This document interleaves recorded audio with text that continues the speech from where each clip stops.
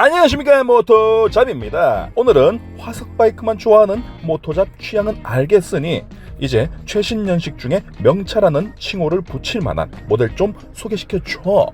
알겠습니다. 현 유로5의 융단 폭격으로 실린더 내부 폭발 하나 시원하게 터뜨리지 못하는 시대 분위기에도 불구하고 그나마 브랜드의 아이덴티티를 품은 엔진을 계승하면서 내구성도 안 나와주면서 원가 절감의 아이콘 동남아산은 최대한 빼고 이 시대에 몇 남지 않은, 그것도 최신 연식에 그냥 보면 감흥이 없지만 알고 보면 좀 달라 보이는 모델 5가지를 뽑아보았습니다.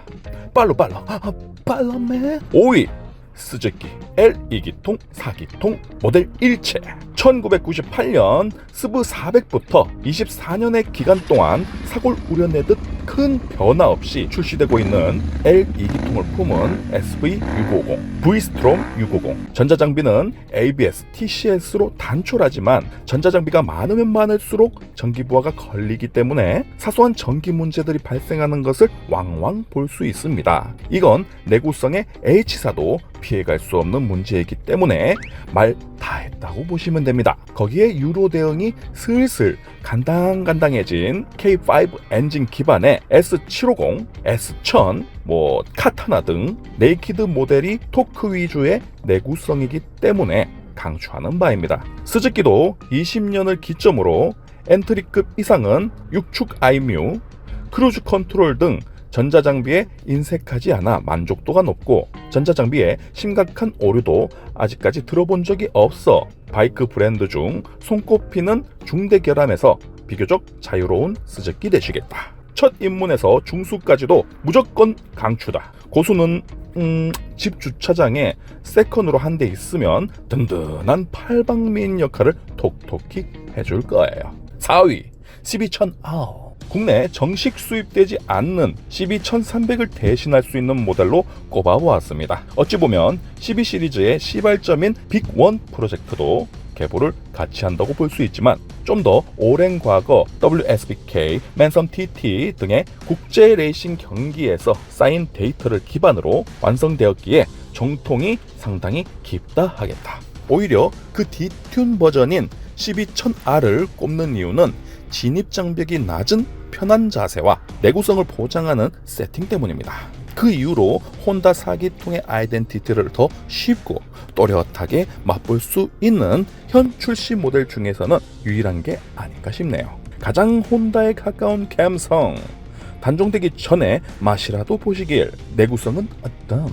3위 R9T. 점점 뻔해진다, 그죠? 전 R9T 공륜행 엔진의 전신 R1100S를 타고 있는데요. 공냉 엔진, 특히 대배기량은 오일을 좀 먹습니다. 공냉 엔진은 순행 엔진과는 달리 엔진열이 200도까지 오르락내리락 하는 이유로 실린더 내경과 헤드의 팽창을 염두해 간격을 좀 더 벌려 놓아서 냉간 시동 시에 오일이 증발하는 현상이 있지요. 동시에 가스켓의 수명도 열로 인해 좀 짧아지는 경향이 있습니다. 그래서 듣기만 해도 소름 끼치는 오일 비침이 생기는 거죠. 저는 이제 오일 레벨이 안 보이는 지경까지 가도 엔진 하부에 오일 한 방울 맺힌다고 해도 마음에 조급함이 없습니다. 해탈했지. 이 물리적 한계만 잘 숙지해 주신다면 BMW 명차에 도전하실 준비가 된 겁니다. 이제는 다들 잘 아시다시피 공륜행 엔진에 말도 안 되는 12:1의 압축비까지 끌어올린 공냉 박스 엔진의 끝을 찍어버리고 이제는 단종 수순을 밟게 할 생각으로 R9T라는 고별 모델로 마무리 지으려고 했는데 이게 클래식 열풍의 시발점이 될 줄 누가 알았으랴. 전자장비 최신 버전 ABS, TCS 탑재, 순행 부럽지 않은 빵빵한 엔진 회전, 군더더기 없는 클래식한 디자인의 박스 엔진의 우람한 자태까지 존재감 뿜뿜하는 클래식 네이키드가 또 있을까요? 시대 흐름 속에 박스 엔진의 아이덴티티마저 사라진 요즘, 그것도 신차로 찐 박스를 만나보실 수 있습니다. 역사 깊은 엔진 설계로 중대 결함에서 자유로운 절대 메리트, BMW의 오래된 미래를 보여주는 R9T. 이거 타고 커피바리 가자. 야마하면 무엇이 떠오르시나요? 날렵한 자태의 R6, R1, T-Max가 번뜩이신다고요? 알차의 명가란 타이틀은 부정할 수 없지만 놓치면 아쉬운 야마하산 허레이가 있습니다. 2위 볼트 950.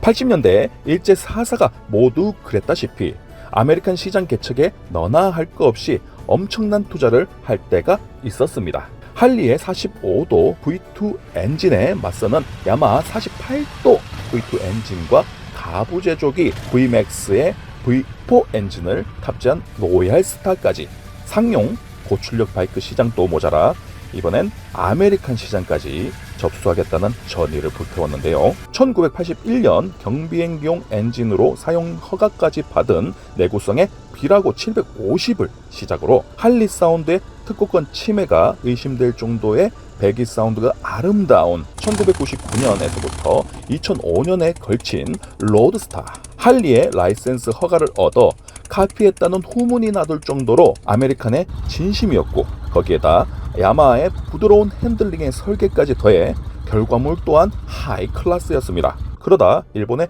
버블 경제가 무너지고 자연스레 시장을 축소함에 따라 아메리칸 시리즈도 정리되면서 다소 애매한 포지션의 MT-01로 V2의 명맥을 이어오다가 최근 다시 정신 차려서 2014년 볼트 950의 출시로 942cc의 다소 다운사이징된 엔진이지만 적절한 장르의 궁합으로 야마하의 화려했던 시절의 공랭 V2 아멜 엔진을 실속 있게 만나볼 수 있게 되었습니다. 심장의 리듬은 가히 할리의 카피본이라는 생각이 들지 않을 정도로 고유의 완성도가 있으며 알차의 명가답게 쏘는 재미도 빠뜨리지 않았습니다. 정지선에서 할리랑 나란히 신호받을 때 전혀 기죽을 필요 없습니다.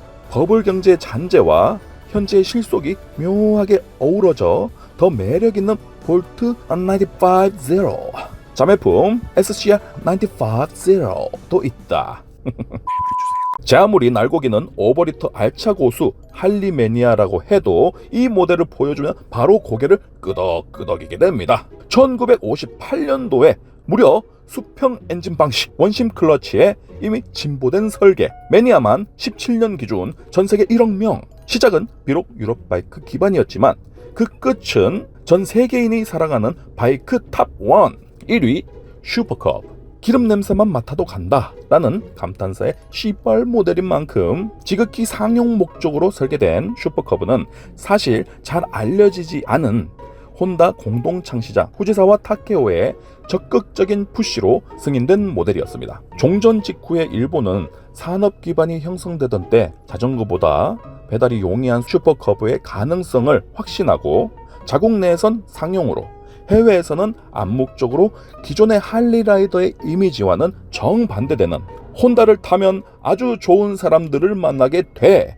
라는 슬로건으로 해외에서도 존재했던 라이더에 대한 고정관념을 타파하고 일상 속 깊숙이 파고드는 그 당시엔 획기적인 마케팅을 시도하였고 이는 곧 많은 젊은이들의 공감을 사게 됩니다. 언더본 특성상 자전거의 그것에 그리 벗어나지 않아 편한 승차, 무릎 페어링으로 엔진열을 차단하는 동시에 보호 기능의 친절함, 매뉴얼 바이크의 장벽을 허무는 원심 클러치, 수평 110cc, 그때는 50cc였죠. 엔진으로 저중심과 출력 손실을 최소화하였습니다. 주유하러 가면 요즘엔 5,000원 정도의 풀 주유가 가능하며 이마저도 리터당 50km를 뽑아주니 BMW K1600GL 모델보다도 듬직한 녀석이 되시겠다. 하지만 단지 바이크의 기능이 좋아서만이 아니라 마케팅의 성공도 큰 영향을 미친 모델이라 할 수 있겠습니다. 50년대 일본의 메밀소바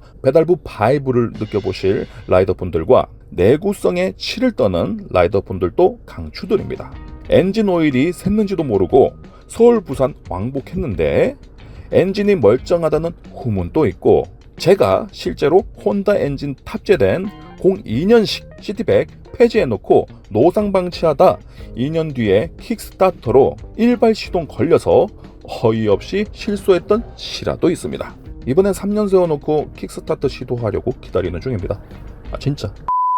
다만 최신 연식의 슈퍼커브에 킥스타터가 빠진 게 못내 아쉽긴 합니다. 배터리가 방전된 상태에서 킥 시동의 희열은 경험해본 사람만이 알죠. 거의 살아 숨쉬는 생명체급입니다. 그리고 지금은 태국 생산이라는 건 안 비밀. 자, 5위에서 1위까지 풀어내다 보니까 제가 일전에 언급했던 모델들이 나와서 반갑기도 하고 살짝은 식상하려고도 하네요. 그래서 이전과는 조금 다른 시각으로 풀어내려고 노력해 보았습니다. 모쪼록 가볍게 재밌게 봐주셨으면 하고요. 이미 명차를 타고 계신 라이더분들은 좋아요도 한 번씩 박아주시고 주차장에 내려가셔서 내가 명차를 타고 있었군, 너스레 한번 떨어보는 것도 좋을 것 같습니다. 당신의 인생 명차는 무엇이었나요? 댓글 달아주세요. 지금까지 현 생산 명차 탑 5였고요. 다음에 또 봐요. 저 댓글 따봐요.